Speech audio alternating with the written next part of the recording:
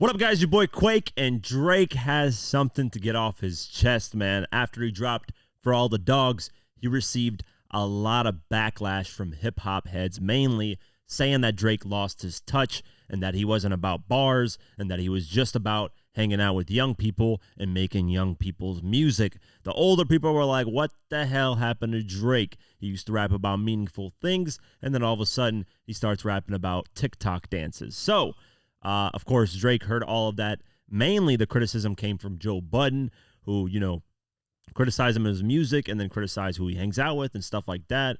And that, that rubbed Drake the wrong way. Drake ended up responding in a bunch of Instagram comments and social media posts. But Drake has decided to respond in the music by releasing a new EP, aka an extension of For All the Dogs, which is Scary Hours 3. And that is 6 new tracks where he was addressing a lot of what was said about him, which is kind of like Eminem's Kamikaze, where, he dropped Revival, got a bunch of backlash, and then decided to drop a whole album a year later addressing everyone that talked about him.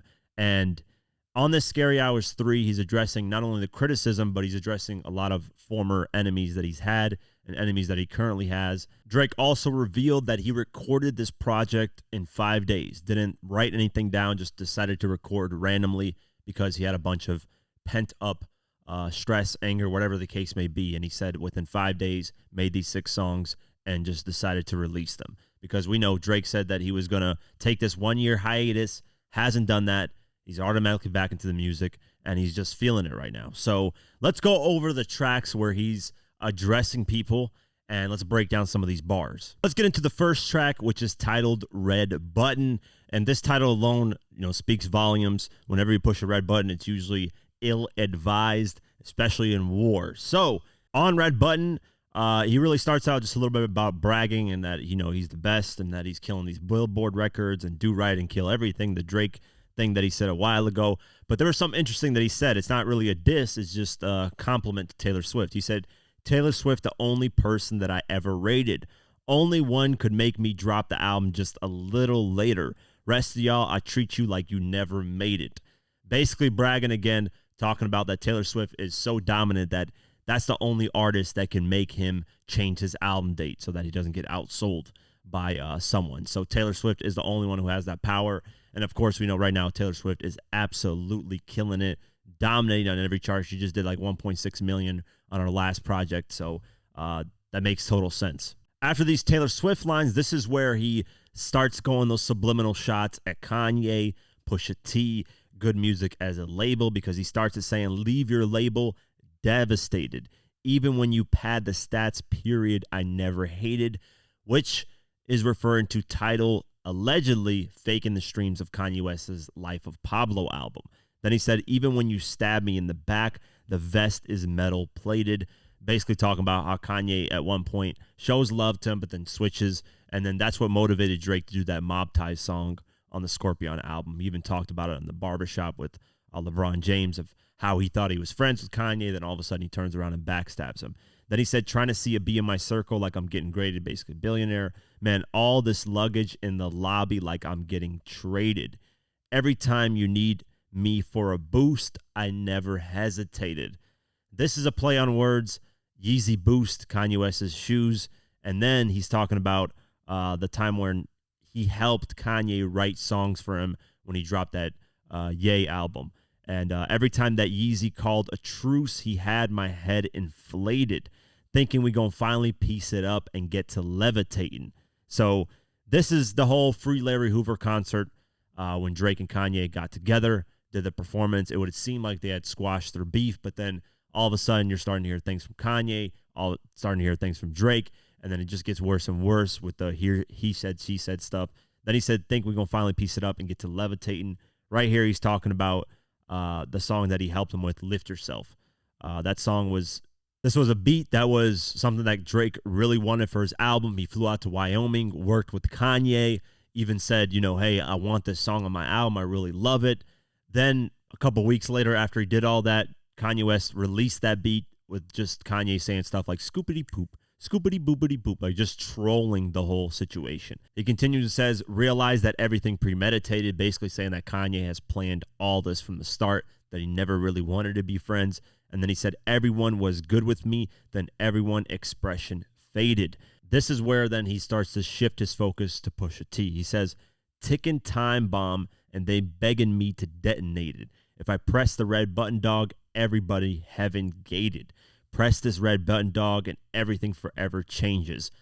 I think what he's referring to here as well is not only Pusha T and going off on him and Kanye, but he's also talking about that moment that when the beef was heightened with Drake and Pusha T, and then Drake was going at Kanye, Jay Prince ended up stepping in and said, hey, this needs to stop.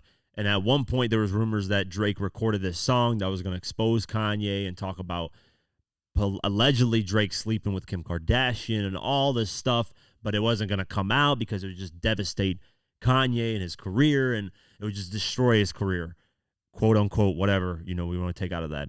Continuing on, this might be, subliminal shots at Kanye as well. He says this, I'll give you a hard pill to swallow. This your medication. We all know Kanye's been taking medication. There's even a video of Kim Kardashian urging Kanye to take his medication.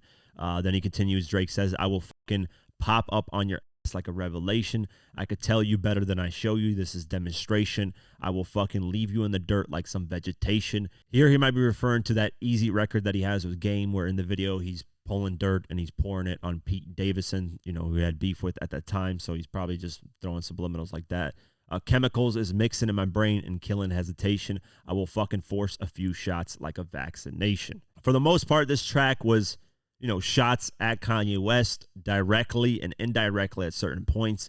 A little shots at Pusha T, and even, some celebration of Taylor Swift, and a little bit of, talk about Rihanna and A$AP Rocky, and, how Melissa Ford is the only one that can mend their relationship. So a little bit of mainly Kanye, a little bit of Pusha T, a little bit of Rihanna, and then praise of Taylor Swift. On the next track, Stories Like My Brother, he sends shots subliminally at Joe Budden, and even, throws a fun shot at 6ix9ine. So let's go over the bars, and this is where he starts sending shots at Joe Budden. He said, imagine us getting our validation from an ex-musician searching for recognition. Ex-musician Joe Budden, in his IG comment, he said this guy is looking for validation and that he's this washed rapper who never made it to where he, was supposed to be at. So he's, taking his anger out on, myself. And then he says, same story every time they heckle and repetition. I'm top of the mountain. These guys still down at base camp.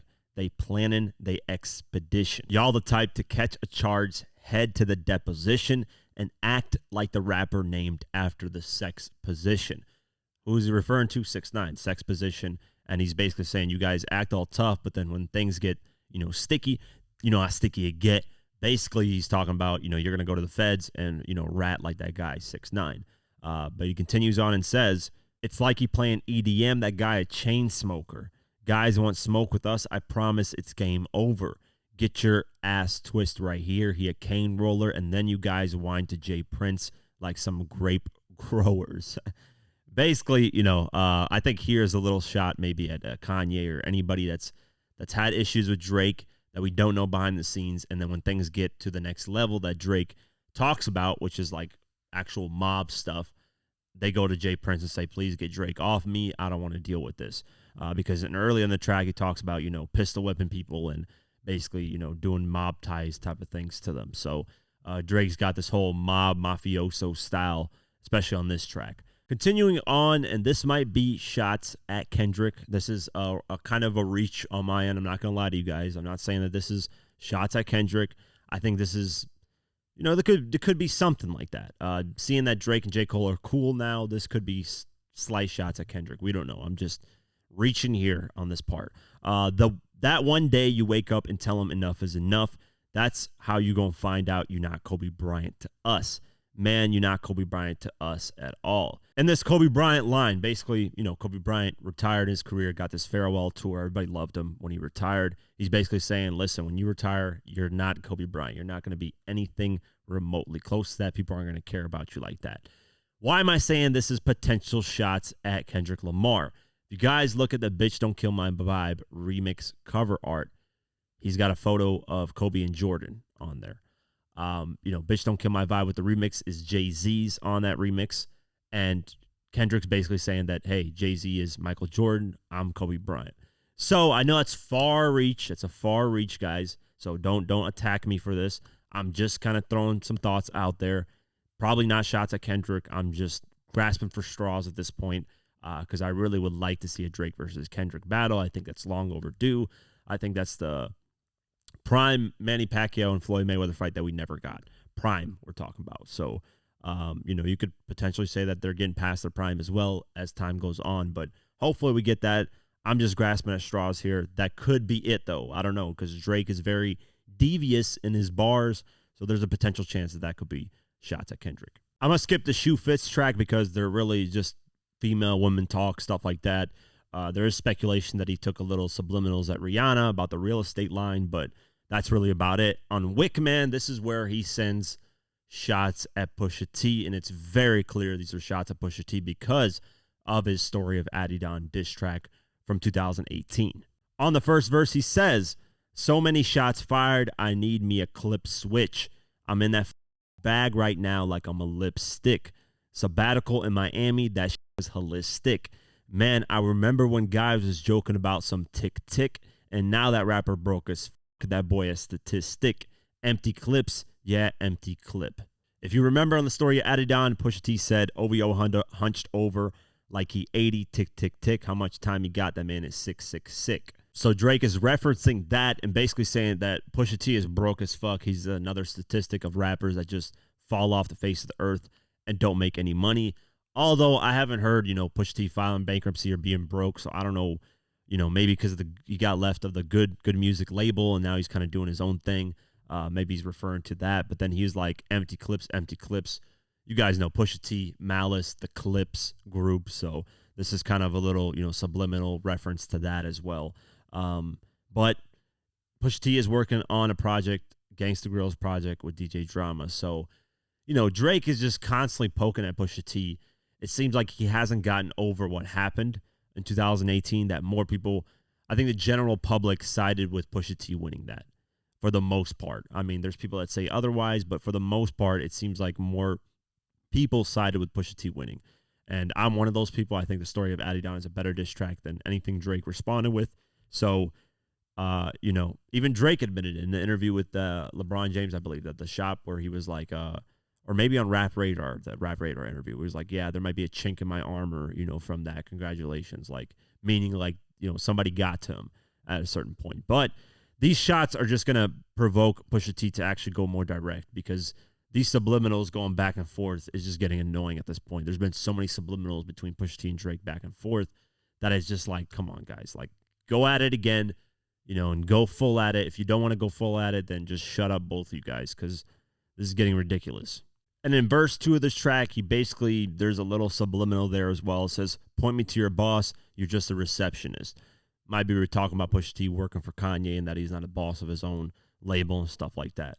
And really, that's about it in terms of the disses / subliminals on this Scary Hours 3. It's good. I like these tracks, but I do feel like, Drake should have gone harder, man. Just go directly at people. A lot of people are criticizing you about the album. Should have gone more the Eminem kamikaze route of just saying, F everybody, and anybody wants smoke can get it. Other than that, Drake's just kind of sending the same subliminals, some direct with Kanye, a little bit with Pusha T as well. But, it's like, I think the Drake and Kendrick thing should happen. I think that's long overdue. The two have kind of had their issues back and forth, which I'm going to cover in a What Really Happened video documentary that I'm going to do. So, let me know what you guys think of Scary Hours 3. I think it's a great addition for all the dogs. It feeds the more hip-hop heads like me, and the records were great in my opinion. So, let me know what you guys think. And is Pusha T going to respond? Is Kanye West going to respond? Because Kanye's working on an album with Ty Dolla $ign right now. So it's going to be interesting to see if, Kanye hears all this and if he says anything. That's it for today's video. If you guys want to support this channel further, you can do so at patreon.com youtube.com/diverse mentality. For just $3 a month, you can get my videos uncut and raw the way I intended them to be, but couldn't because of YouTube. Plus, you also get access to our Discord community where we have a great community talking about hip hop and various other things. It's very dope. So only $3 a month. I'd really appreciate the support. Also follow us on social media at QuakeGW and at Diverse Mentality. Thank you so much for the support, and I'll see you guys in the next one. Peace.